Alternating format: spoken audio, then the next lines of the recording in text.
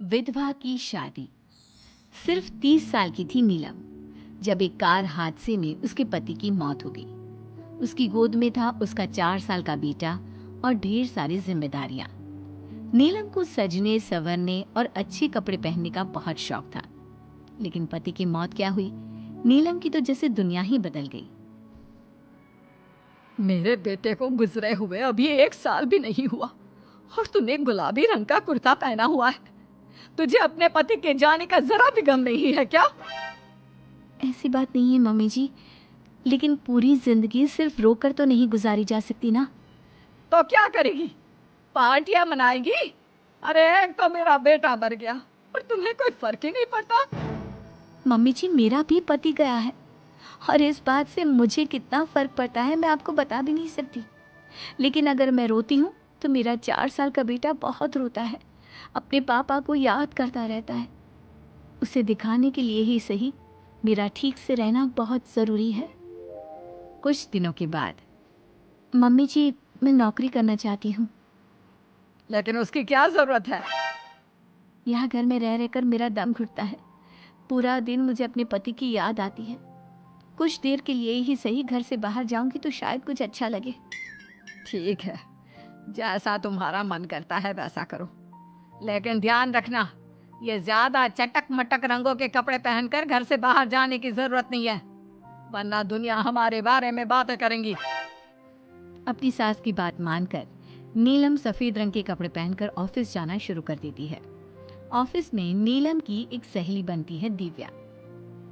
नीलम, तुम हमेशा ये सफेद कपड़े पहनकर क्यों आती हो? दिखने में इतनी सुंदर हो, जॉब करती हो, तुम्हें अच्छे से रहना चाहिए। तुम्हें तो पता ही है, 1 साल पहले मेरे पति की मौत हो गई और इसीलिए मेरे ससुराल वालों ने कहा है कि मुझे सिर्फ सफेद कपड़े ही पहनने चाहिए, वरना लोग मुझे गलत समझेंगे। लोगों के हिसाब से तो अपनी जिंदगी जीना ही गलत है, लेकिन तुम कब तक ऐसे रहोगी? जो हो गया उसे भूल जाओ। मेरा भी बहुत मन करता है कि तुम लोगों की तरह रंगीन कपड़े पहनूं, अच्छे कपड़े पहनकर तैयार होकर रहूं, लेकिन फिर मोहल्ले वाले और रिश्तेदार मेरे बारे में उल्टी सीधी बातें बनाने लगते हैं। देखो, तुम जॉब करती हो, तुम्हें लोगों की बातों की परवाह नहीं करनी चाहिए। अगले दिन नीलम जाने के लिए तैयार होती है और रंगीन कपड़े पहन लेती है। ये देखकर नीलम की सास को गुस्सा आ जाता है। देखो बहू, तुम्हें समझाया था ना, अब तुम विधवा हो, तुम्हें ऐसे रंगीन कपड़े नहीं पहनने चाहिए। मम्मी जी, अगर मेरे पति की मौत हो गई तो इसमें मेरी क्या गलती? और सफेद कपड़े पहनने से आखिर क्या हो जाएगा? क्यों नहीं पहन सकती मैं रंगीन कपड़े? क्योंकि सफेद रंग विधवाओं के लिए बना है और तुम्हें रंगीन कपड़े पहनने का अब कोई हक नहीं है। तभी वहां पर नीलम की सहेली दिव्या आ जाती है। वो नीलम की सास की सारी बातें सुन लेती है। आंटी जी, विधवा होने का मतलब ये तो नहीं कि इंसान अपनी जिंदगी जीना छोड़ दे और रंगीन कपड़े पहन लेने से क्या हो जाएगा? एक विधवा लड़की बाकी के सारे काम तो करती है ना, खाना खाती है, घर के काम करती है, फिर रंगीन कपड़े क्यों नहीं पहन सकती? वो इसलिए ताकि विधवा होने के बाद किसी दूसरे आदमी की नजर में ना आए। अरे रंगीन कपड़े पहनेगी तो सुंदर लगेगी, फिर कल को आकर कहेगी मुझे दूसरी शादी करनी है, तब हम क्या करेंगे? हाँ तो ठीक है ना, इसमें गलत क्या है? एक विधवा को अपनी जिंदगी जीने का पूरा अधिकार होता है, नीलम को भी है। चलो नीलम, तुम यही कपड़े पहनकर मेरे साथ चलो। नीलम रंगीन कपड़े पहनकर अपनी सहेली दिव्या के साथ ऑफिस चली जाती है। कुछ इसी तरह दिन बीतने लगते हैं, लेकिन अब पति के जाने के बाद नीलम बहुत उदास रहने लगी थी। क्या बात है, तुम इतनी उदास क्यों रहती हो?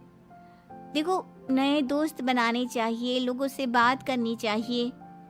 तुमने देखा ना, कितनी मुश्किल से सफेद रंग के कपड़ों से मुक्ति मिली है, और अब रंगीन कपड़े पहनूंगी, दोस्त बनाऊंगी तो समाज मुझे वैसे ही जीने नहीं देगा। इस मामले में तुम्हें समाज की परवाह नहीं करनी चाहिए नीलम। लोगों का काम क्या है, बातें बनाना ही तो है। कुछ दिनों के बाद नीलम के ऑफिस में एक लड़का आता है। उसका नाम अमर था। वो धीरे धीरे नीलम को पसंद करने लगता है और एक दिन वो नीलम से कहता है, नीलम, तुम मुझे बहुत अच्छी लगती हो, मैं तुमसे शादी करना चाहता हूँ। लेकिन अमर, मैं एक विधवा हूँ और मेरा 4 साल का एक बच्चा भी है। मैं तुमसे शादी नहीं कर सकती। मुझे तुम्हारे विधवा होने से कोई फर्क नहीं पड़ता। मुझे तुम एक अच्छी इंसान लगी और इसीलिए मुझे तुमसे शादी करनी है। लेकिन मुझे मेरी फैमिली से इस बात की परमिशन कभी नहीं मिलेगी। तुम उसकी चिंता मत करो, मैं तुम्हारे घर आकर बात करूंगा। कुछ दिनों के बाद अमर नीलम के घर पहुंचता है। नमस्ते आंटी जी, मैं अमर हूँ। मैं आपकी बहू नीलम से शादी करना चाहता हूँ। मुझे तो पहले से पता था। पहले तूने विधवा वाला सफेद रंग छोड़कर ये रंग बिरंगी कपड़े पहनने शुरू किए और अब तेरा चक्कर भी चल रहा है। नहीं मम्मी जी, आप गलत समझ रही हैं। मैंने ऐसा कुछ नहीं किया। अगर ऐसा कुछ नहीं किया तो फिर कौन है ये लड़का, और यहाँ हमारे घर तेरे साथ शादी करने की बात करने क्यों आया है? आप नीलम को गलत समझ रही हैं। मैं नीलम को पसंद करता हूँ और उससे शादी करना चाहता हूँ। उसने मुझसे कभी ऐसा नहीं कहा। चले जाओ हमारे घर से। हमारे यहाँ पर विधवा बहुओं की शादियाँ नहीं करवाई जाती। समझ में आई बात?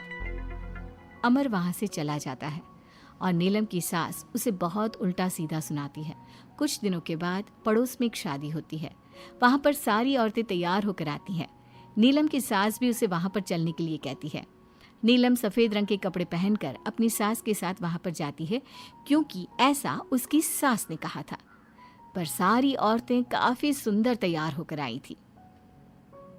देखो तो मेरी साड़ी का कलर कितना सुंदर है, तुम्हें पसंद आया? और ये देखो मेरे कंगन, पिछले महीने ही दिलवाए थे मेरे पति ने। कितना अच्छा डिजाइन है ना? अरे तुम्हारी मेहंदी तो दिखाओ, रंग तो बहुत सुंदर आया है। लगता है तुम्हारा पति बहुत प्यार करता है तुमसे। और नहीं तो क्या। और वैसे भी ना, मुझे मेहंदी का ये लाल रंग बहुत पसंद है।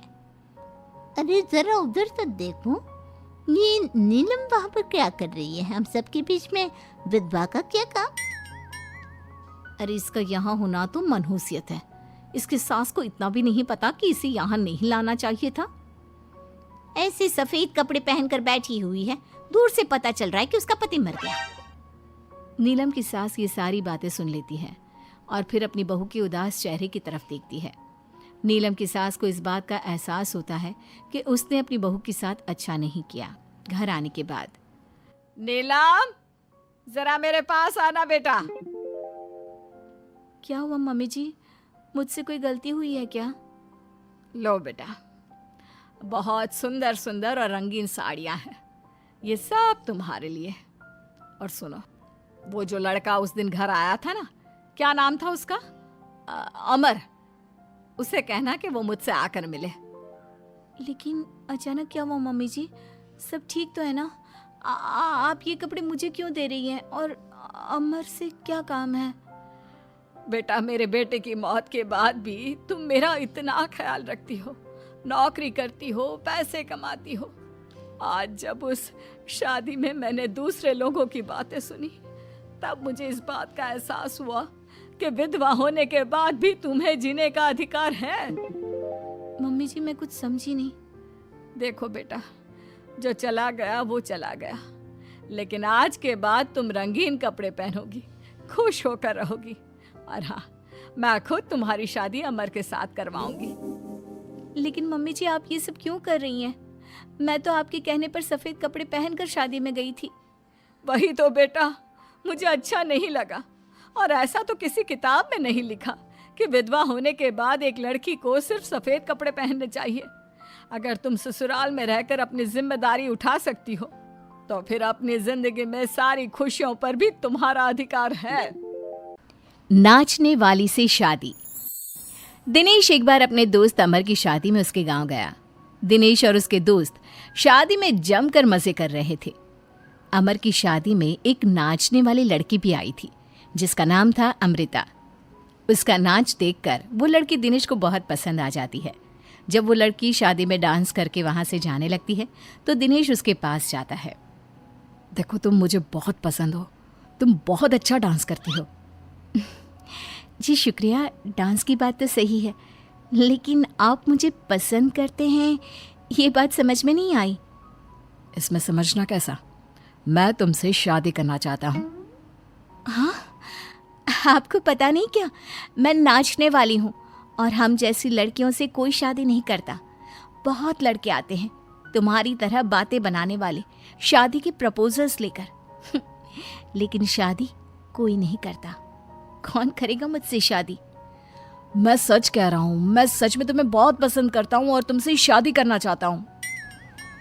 मुझे तुम्हारी बात पर बिल्कुल भरोसा नहीं। अगर तुम सच में मुझसे शादी करना चाहते हो तो अपने माँ बाप को साथ में लेकर आना। मैं तुम्हें यहीं इसी गांव में मिलूंगी, ये मेरा पता है। शादी होने के बाद दिनेश अपने घर लौट आता है। अपनी माँ के पास जाकर कहता है, माँ, मैं अमृता नाम की एक लड़की को बहुत पसंद करता हूँ, उससे शादी करना चाहता हूँ। अरे बेटा, लेकिन ये अमृता है कौन? किसकी बेटी है? कैसा घर बार है, कुछ बताओ भी। बस सीधे आकर शादी की बात कर रहे हो। वो क्या है ना, वो लड़की एक नाचने वाली लड़की है। मेरे दोस्त अमर की शादी में मैंने उसे नाचते हुए देखा था। क्या? नाचने वाली लड़की? नहीं नहीं नहीं, नाचने वाली लड़की को हम अपने घर की बहू नहीं बना सकते। लेकिन माँ, मैंने उससे वादा किया है, मैं उसी से शादी करूंगा। वादा करने से पहले अपने माँ बाप से पूछना जरूरी नहीं समझा? किसी भी नाचने वाली को ऐसे शादी का वादा करके चले आए? लेकिन पापा, एक बार आप उससे मिल तो लीजिए, क्या पता आपको भी वो पसंद आ जाए। दिनेश के माँ और पापा दिनेश और अमृता की शादी के लिए तैयार नहीं होते। एक दिन दिनेश के मम्मी पापा अपने गांव से बाहर कहीं जा रहे होते हैं। तभी अचानक से एक गाड़ी वाला दिनेश के पापा के स्कूटर को टक्कर मारकर चला जाता है। दिनेश के मम्मी और पापा दोनों सड़क पर घायल होकर गिर जाते हैं। तभी वहां अमृता आती है। अरे अंकल आंटी, आपको तो बहुत चोट लगी है, चलिए मैं आपको हॉस्पिटल लेकर जाती हूँ। अमृता दिनेश की मम्मी और पापा को हॉस्पिटल में एडमिट करवा देती है और उनका ख्याल रखती है। जब दिनेश हॉस्पिटल पहुंचता है, अमृता, तुम यहाँ क्या कर रही हो? तो क्या ये तुम्हारे मम्मी पापा हैं? वहाँ सड़क पर उनका एक्सीडेंट हो गया था, इसलिए मैं यहाँ हॉस्पिटल में लेकर आ गई। क्या ये वही लड़की है बेटा जो तुम्हें पसंद थी? हाँ माँ, यही तो है अमृता, जिसके बारे में मैंने आपसे बात की थी। हमारी सोच गलत थी। ये लड़की तो बहुत अच्छी है और हम तुम्हारी इससे शादी करवाने के लिए अब बिल्कुल तैयार हैं। उसके बाद दिनेश और अमृता की शादी हो जाती है। अमृता एक नाचने वाली थी और इसलिए वो किसी भी तरह की आवाज़ पर नाचना शुरू कर देती। एक दिन जब वो किचन में खाना बनाते वक्त झूम झूम कर नाच रही थी। अरे बहू, तुम यहाँ किचन में खड़ी होकर डांस क्यों कर रही हो? यहाँ कौन सा गाना बज रहा है? मम्मी जी, वो कुकर की सीटी का म्यूजिक है ना, बस उसी पर डांस कर रही थी। आप भी सुनिए ना, कितना अच्छा म्यूजिक है। अरे अब कुकर की सीटी पर कौन डांस करता है? अजीब नाचने वाली बहू मिली है। माना दिल की अच्छी है, लेकिन कुकर की सीटी पर भी नाचती है। भगवान भला करे। कुछ दिनों बाद दिनेश के पड़ोस वाले घर में कंस्ट्रक्शन का काम चल रहा था और सारा दिन मजदूरों के हथौड़े चलाने की आवाज़ आती रहती।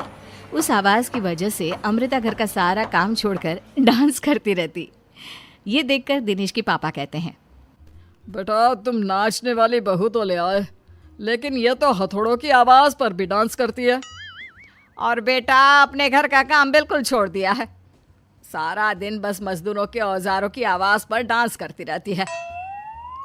कल मैंने एक गिलास पानी मांगा था तो मुझसे कहती है, पापा बाद में देती हूँ, अभी तो डांस कर रही हूँ मैं, डिस्टर्ब मत करो। माँ पापा, आपकी बात सही है। अमृता के ऊपर तो डांस करने का नशा कुछ ज़्यादा ही सवार हो गया है। लगता है इसके पुराने काम का भूत इसके सिर में फिर से घुस गया है। अरे लेकिन बेटा, हम क्या करें? अब ये पूरा दिन इसी तरह नाचती रहेगी तो कुछ अजीब नहीं लगेगा?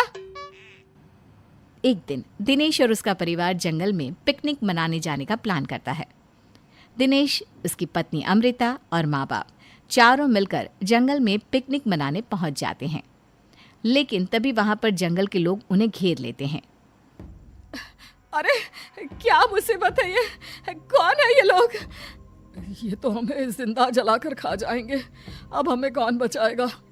सही कहती हो माँ, ये तो जंगली लोग हैं, ये हमें जिंदा नहीं छोड़ने वाले। अरे डरने से बेहतर होगा कि हम अपने आप को बचाने का कोई उपाय सोचें। तुम्हारा क्या है, तुम तो नाचने लग जाओगी। तुम्हारा दिमाग भी काम करता है और तुम्हारे तो पैर भी काम करते हैं। अरे माँ, ये लड़ने का वक्त नहीं है, हमें कुछ सोचना पड़ेगा। अब सोचने से कुछ नहीं होने वाला, ये जंगल के लोग हमें पका कर खा जाएंगे। वो जंगली लोग दिनेश और उसके परिवार के हाथ पैर बांधकर उन्हें मारने की तैयारी करने लगते हैं। लेकिन उससे पहले वो आग जलाकर जोर शोर से नाचते हैं। उन्हें नाचता देखकर अमृता के अंदर की नर्तकी भी बाहर आ जाती है और वो पेड़ से बंधे बंधे ही जोर जोर से अपने पैरों से ठुमके लगाने लगती है। तभी एक जंगली बोल पड़ता है, लड़की, तुम यहाँ पेड़ से बंधे बंधे क्यों नाच रही हो? क्योंकि मुझे तुम जंगलियों से ज्यादा अच्छा डांस करना आता है। अरे जाओ जाओ, हम जितनी तेज डांस करते हैं उतना तो तुम कर ही नहीं सकती। लगा लो शर्त। अच्छा ठीक है, लगी शर्त। अगर तुमने हमसे ज्यादा अच्छा और तेज डांस किया तो हम तुम्हारे परिवार को जिंदा छोड़ देंगे। और अगर तुम हार गई तो हम तुम सबको जिंदा जलाकर खा जाएंगे। अच्छा ठीक है, मुझे तुम्हारी शर्त मंजूर है। अब बजाओ तुम्हारा जंगली ढोल, देखते हैं कौन कितना डांस करता है। वो जंगली लोग जोर जोर से ढोल बजाकर नाचना शुरू कर देते हैं। दिनेश और उसका परिवार उनके नाच की स्पीड देखकर दंग रह जाता है।